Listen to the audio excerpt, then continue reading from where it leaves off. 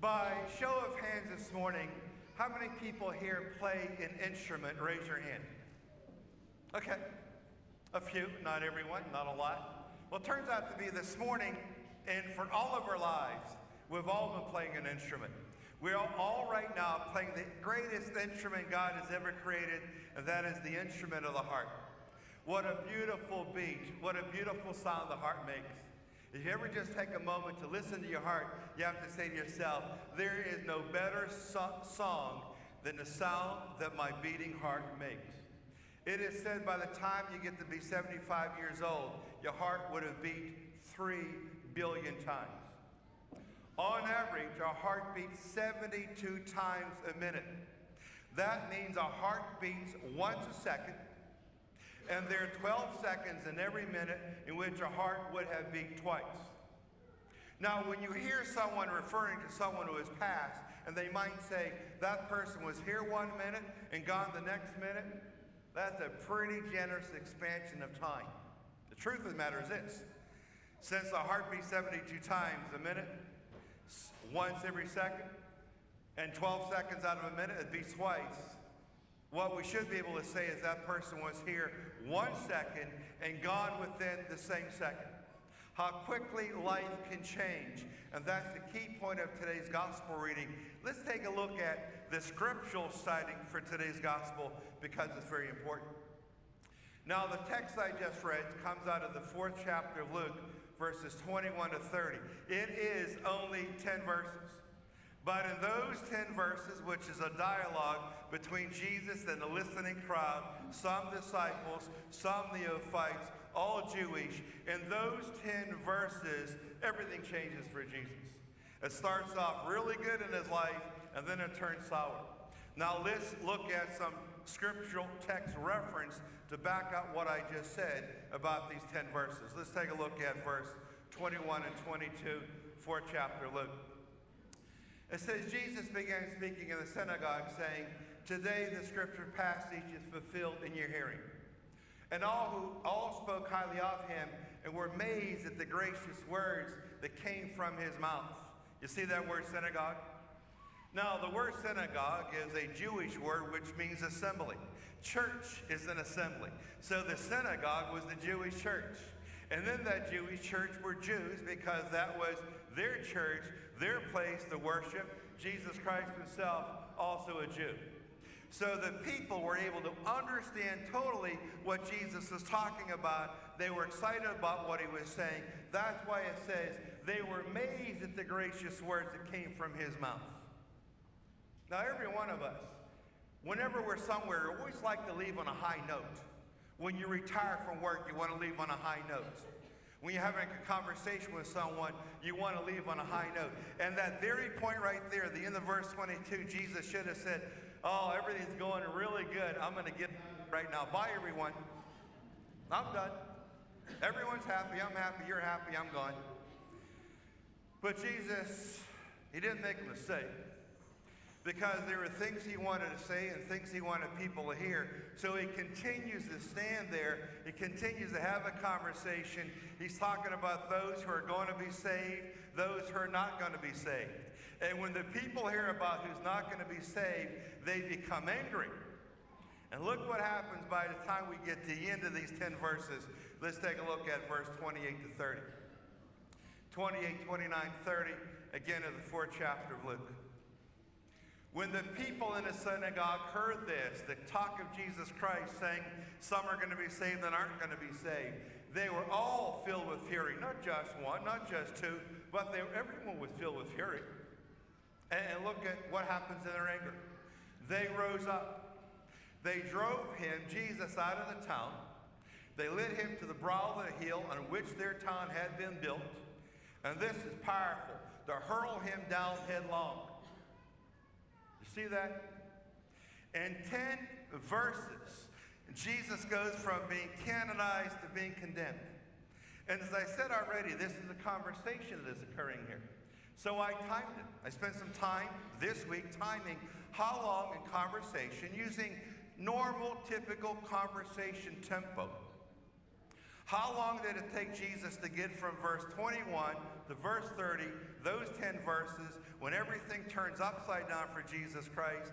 And on average, it took 1 minute and 13 seconds. In 1 minute and 13 seconds, Jesus goes from being a saint to a sinner. Now I want you to look at that very last line. You see the anger in that last line? That's powerful what it says. You see, there's so many great nuances in the scriptures.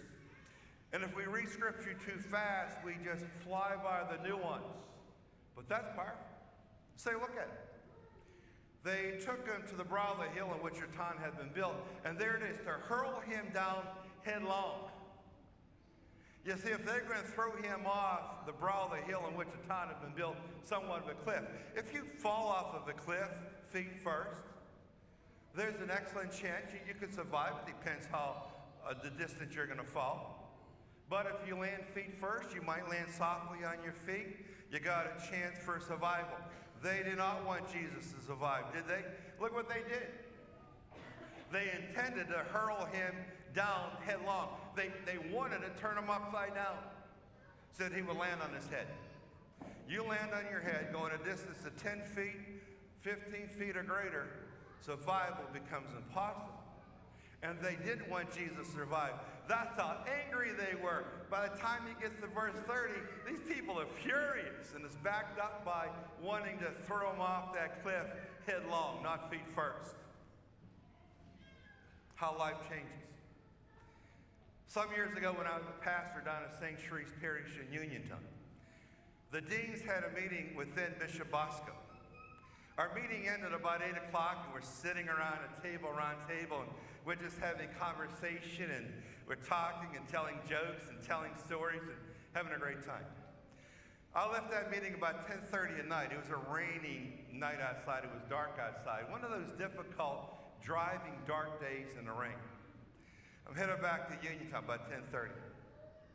I get to the Sheets gas station in Connellsville, and I thought to myself, I'm going to get myself one of those sandwiches, and then I'll continue on to Uniontown to the rectory. I'll have a sandwich, then get ready for bed. I pulled into the gas station, and there's another car that pulls into the gas station. I get out, that person gets out. We're both approaching the entrance door. The other person approaching the entrance door, female, looked to be in about the mid-50s. Well, being a gentleman, I thought, okay, I'll let the door open, and I let her go in. I held the door. Seemed like the proper thing to do. Until I got inside. Now, at that Sheets gas station, they had only 2 electronic order screens. And she walked to one of them. That's no problem. I'll go to the other. But when I got to the other screen, big note on the screen, out of order. And I thought to myself, I should never let that lady in. I think I could have elbowed her, pushed her out of the way, and got in there first. So now I gotta wait. Finally, she orders, she makes her selection, she moves over to pay for things. I make my selection. Her sandwich is made well before mine, and then she leaves. About 2 minutes later, my sandwich is made, and I pay for it, and I leave. I continue traveling down Route 119 south, about 3 miles south of that Sheets gas station right in the town of Connellsville. Continue moving my way down to Uniontown. Hardly any traffic out. Still raining, still extremely dark. And then I see something that's even darker in front of me. It just seems weird. And there's some smoke down the road. So I slow up radically, and I start just working my way up to what seems to be trouble. And I approached the car that was on its roof. And I looked, and the tires of the car were still spinning, so it just flipped over not that long ago. No one's around, just me. So I quickly called 911, and the person asked me if I told them about this accident. Has anyone been hurt? I said, I don't know. I didn't go up to check it out first. I thought that was just spending too much time to go look and come back and then call you. I figure I'd call you, send the ambulance, and now I'll go look. So I went up to take a look, and I grabbed my flashlight, and I literally had to get onto the road itself, and it was wet, to look inside of that car to see what was going on. And then I discovered it was that lady who I let walk in first at Sheets gas station. And when I looked inside of that car, obviously not a doctor, But what I saw, I didn't have to be a doctor to know that this lady had succumbed to her injuries, from what I saw. And next to this lady in the upside-down car was her dog. The dog was also, clearly I could tell, dead from the look of the injuries. At that point, then I decided to lift myself up off the road, and I had to reposition myself. And when I put my arms on to kind of do a push up, my right hand landed on something, and then whatever it was, it caused my hand to slide on it, and I fell back onto the road. And I grabbed my flashlight to look to see what my hand landed on that caused my hand to slide. And what do you think it was? The sandwich. It was a lady's sandwich. The sandwich had fallen to the side of the car. I finally got up and I waited for the ambulance and the police to show up. I shared with them what I knew about the accident, which really wasn't much because I didn't see it occur. I just saw the tragic aftermath of what I was able to witness. Eventually, I made it back to the rectory, and I went into the kitchen. And I sat down to have a sandwich now I can no longer eat. Just look at it. And I thought to myself as I looked at that sandwich that lady and I, we both shared, about 40 minutes prior, we both shared the same dream for a while in our lives. My dream and her dream equal. All we wanted was to get a sandwich, eventually make it home, eat our sandwich, and her and I probably both then to retire. But she never made it home. I did. She never ate her sandwich, and I wasn't able to eat mine. And I thought to myself, when I first read this gospel reading, how quickly life changes. In 10 verses compositionally, in 1 minute, 13 seconds chronologically, everything changed for Jesus Christ. It went from good to bad, from being a canonized saint to a sinner. How life just flips upside down in a second. How we can be here 1 second by a heartbeat and gone the same second. So what's the message of this gospel reading, which is the text, chapter 4, verse 21 and 30 of Luke? Here's what it is. If this morning and lately you've gone through a really good time in your life, if right now everything is clicking on all 8 cylinders and your life is just perfect, celebrate it. Hold on to it. Don't allow anything to ruin it. Why?